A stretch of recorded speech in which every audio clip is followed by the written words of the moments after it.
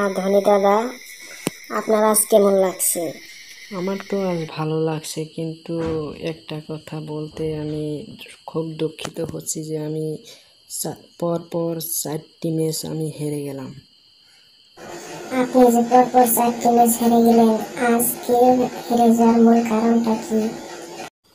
বিরাট কোহলি তার স্ত্রীকে নিয়ে এসেছিলেন অনুষ্কা শর্মাকে, সেজন্য দয়া করে আজ আমরা হেরে গেলাম বাঙ্গালোরের সাথে। উপায় নাই, স্ত্রীকে নিয়ে আসছেন, তার স্বামীর সামনে তার বরের সম্মান রক্ষা করতে হবে, সেই কারণে আজ হেরে গেলাম। তবে MS ধোনিদা, আপনার কি আরও কোয়ালিফাই করার মতো আশা আছে?